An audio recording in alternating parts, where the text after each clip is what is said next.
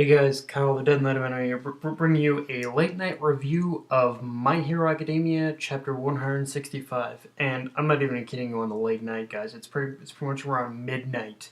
It's pretty much around midnight over here, but pretty much around the time of this recording. Like, I'm not sure when the chapter dropped on my manga app, but yeah, it dropped pretty late, honestly. So, for, not but it did drop pretty late. So. Yeah, and I didn't even get a notification about it. But anyway, let's just get into the review.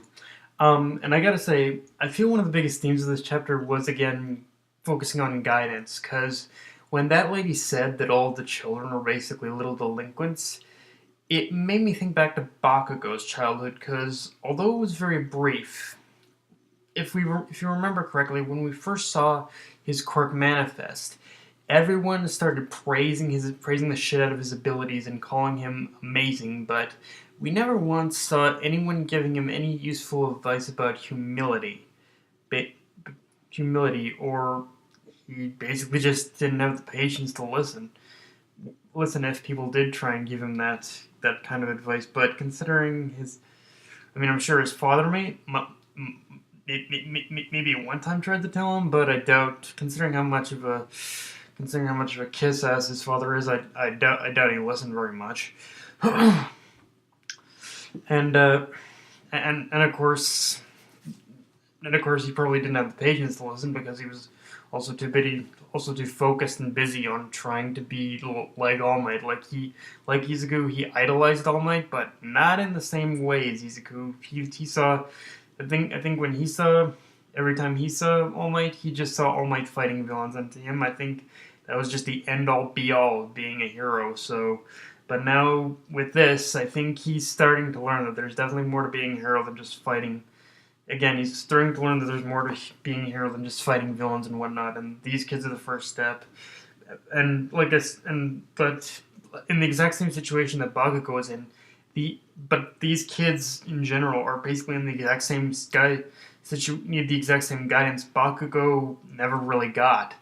So when you think about it, Horikoshi has crafted a pretty clever setup to force Bakugo in order to deal with his issues, and so far the kid leaning up against the wall does seem to be leading the charge on that. It's almost like it's almost like the kid is basically giving Bakugo advice from the shadows. Well, it is kind of discreetly giving Bakugo all this advice. Now, whether or not he has the patience to listen to a kid, or even take his advice, I guess we'll just have to see. I think the next chapter will probably review a lot more, of course. But yeah. And on the flip side, in this chapter, we also see All Might and Endeavor talking pretty much about their about pretty much their whole about again about what being a symbol of peace means and whatnot. And I do like, and when Endeavor, and when All Might answered him, when All Might gave his answer to Endeavor, I really like how All Might himself, he never really had a true answer to give. Because in this chapter, he basically told him that at the time, he wasn't really even aiming for the top. He was just, All Might just had a true natural desire to help people, and he didn't care much for any of the bullshit surrounding this bloated hero system, like the titles or the rankings or whatnot. He just did it because he felt it was the right thing to do. And with that, you can definitely see Horikoshi, the heavy influence to basically the heavy influence. Like, I know All Might is basically Japan's version of Superman, pretty much. Is Japan's literal version of Superman, but yeah, you can definitely see the whole Superman influence definitely shining through in this particular chapter of just seeing how what All Might's mentality was in being a hero, I guess. I also think that All Might's answer actually really does bring up an interesting point about where Izuku's future stands in all this, in the story going forward, and just the story in general. Because I think, like, I guess this was something that was common knowledge all along, and maybe this one just kind of spelled it out more. I don't know, but with this chapter, I think I've learned that I think there is basically an understanding here that there is a very big and clear distinction between being the number one hero and being the symbol of peace. Izuku, right now, he isn't training to be the number one hero, but rather to be the guiding beacon that All Might once was. And he doesn't care if, in Izuku's case, he doesn't care if he's ranked 3rd, 4th, 5th, hell, even 6th. Like, he doesn't, Izuku just doesn't care about the rankings. As long as he can become, like, the next true symbol of peace, like, the whole number one hero thing, just the title. Being the symbol of peace, on the other hand, that in itself isn't ideal. It very much focuses, and I think that's another thing that was definitely heavy push in this, is that being the symbol of peace is an ideal. It's not a title. It's an ideal that someone has to have in order to become in order to become basically the only one who can give hope to others. And it seems like right now All Might is putting a little bit more trust in Endeavor in order to maybe take up that mantle. But I guess with the thing is, Izuku I think is a little more closer to that, but he isn't of the right age to take on the responsibility. So I guess we're just gonna have to see as to where Endeavor fits into this of trying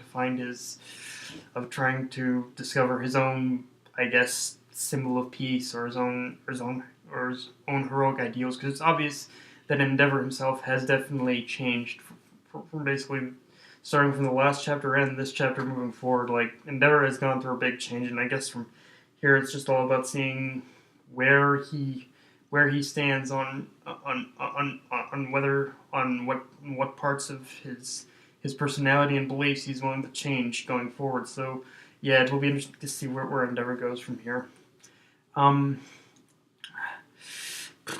And there were a few things in this chapter that just made me laugh out loud, honestly. Like, just to pretty much list them off. The first was Bakugo's little plan to win the kids over. And I get that there are kids with quirks, but when Bakugo explained his little plan of finding the leader of the group and hanging the little punk out to dry, and hanging the little punk out in front of the other kids to lower their mentality, or lower their in order to lower their drive. Like, I was basically facepalmed and screamed at my phone screen saying, "Bakugo, do me a favor, buddy. Try something that doesn't involve kicking kids' ass, please." Like, again, I know there are kids with quirks, but yeah, it's like, really, bro, you haven't learned anything. And the second thing that definitely made me laugh was Todoroki's failed attempt to win the kids over too, by telling them about himself. And for me, that was kind of one of those things where I think me and the kids, and in this case Horikoshi too, I think all three of us were kind of on the same wavelength, because I literally said, even before I looked at the dialogue of the kids, I was like, bro, you're talking as if you're reading off your profile, and lo and behold, the kids said the exact same thing. So it's like, bro, it's like, Todoroki, really, you're just reading off your profile, dude. You're not. It's like, I appreciate the introduction, but I think you're gonna have to try a little harder than just introducing yourself. And of course, I don't know if it's the 3rd, 4th, 5th, or whatever, because it was a bunch of scenes in sequential order, I guess. Which is, the 3rd was a combo of the caseworker's panic reactions, that giant ass cannon, which, by the way, that whole design looks sick as hell, and President Mike calling, I don't know if it was Bakugo or just all three of them, out on their bullshit of being weaklings for having trouble winning over a bunch of grade schoolers. Like, just with President Mike saying, you guys are really having this much trouble with a bunch of grade schoolers. It's like President Mike has no chill. The dude literally has no chill. He'll just say whatever's on his mind. It's like, yeah, and but yeah, like just those the third thing of those three things happening in sequential just kind of really, yeah. And so it appears that we're about to have a friendly little game next chapter, or at least friendly by My Hero Academia standards. And like I said, no lie, the artwork on that final panel with the kids made me think of a deranged Super Mario Brothers level, because with those cannonballs and that cannon, those cannonballs, like, they look like chain chomps, and that cannon definitely looked like something out of Super Mario. The cannon itself doesn't look like something out of Super Mario Brothers. Although, that aside, it will be interesting to see where this goes and how they'll be able to win the kids over. Actually, the more I think about this whole setup, this is like a friendly. This is less like a friendly game and more like an enhanced version of like horseplay / horseplay roughhousing or something. But in either case, I think everyone is probably going to be bruised by the end of this, and it'll be. I think I know where Horikoshi's going with this. He's probably going with the simple logic that of course fighting brings people together, and I think that's kind of where he's going with this, because I think even that chick from even that one chick from Shiketsu High even said, hey, if we want to win them over, why don't we just show them their quirks? So I think that's what's going to happen here, is that through the fighting that they're going to be displaying their quirks, and the kids are going to be all amazed by their quirks and whatnot. So yeah. But, yeah, guys, that's pretty much my review of My Hero Academia Chapter 165. If you enjoyed the video, like, comment, subscribe, or follow me on Twitter and Facebook. Death Knight of Anime, signing off. Later, guys.